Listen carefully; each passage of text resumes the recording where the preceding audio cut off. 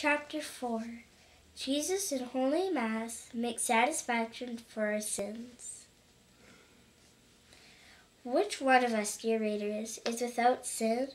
Who is able to say that he has never committed a sin? Since sin is an infinite offense against God, not all our good works, nor all the prayers of the saints, nor all the merits of the martyrs will suffice to atone for it. Every sin deserves grave punishment. Who is there who can withhold the hand of God from hurling upon sinners the thunderbolts of his just anger? In the holy sacrifice of the Mass, if we place no impediment in the way, Jesus does this. Through the ministry of the priest, he offers himself a victim to appease the just anger of his eternal Father.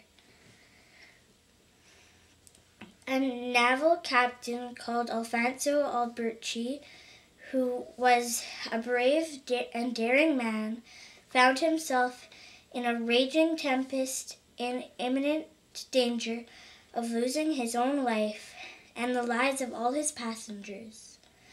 All hope seemed lost.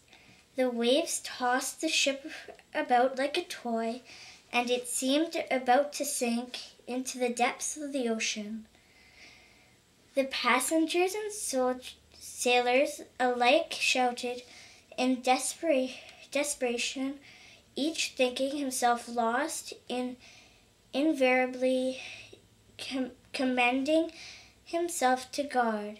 Despite his own anxiety, the captain went about trying to raise the spirits of his men and the passengers, but the fury of the storm increased. He began to feel his courage fail him.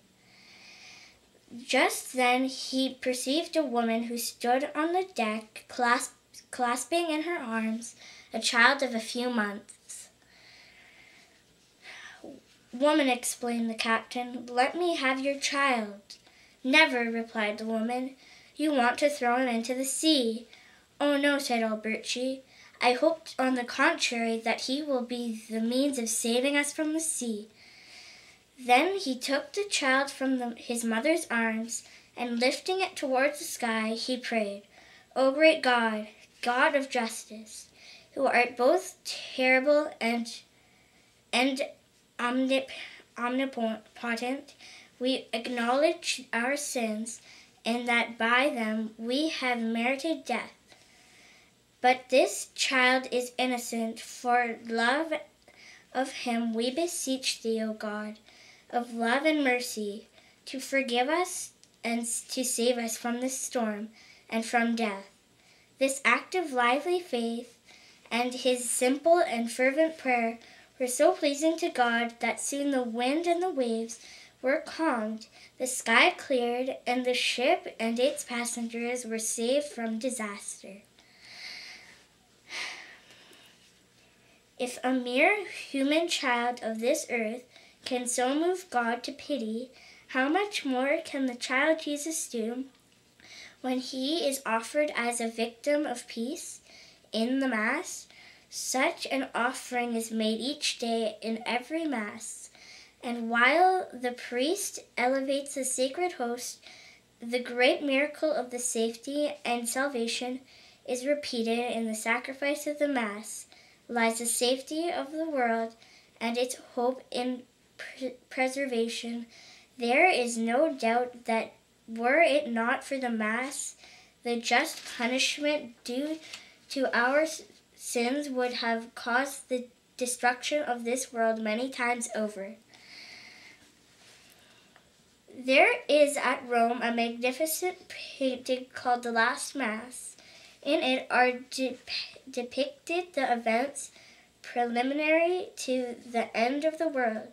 In the background is seen a priest about to finish the holy sacrifice, while the angels bent over their trumpets await its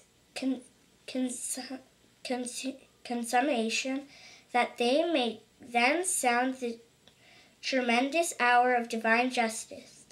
This painting is the work of Leonardo da Vinci. By it, he expressed his conviction that without the Mass, the world would long since have been destroyed under the weight of its own iniquities. Let us not fail to attach the greatest importance to the Holy Mass. Let us embrace every opportunity to attend it with devotion and love, and whenever it is possible to do so, let us receive Holy Communion at Mass. Thanks for watching, and don't forget to pray. Bye!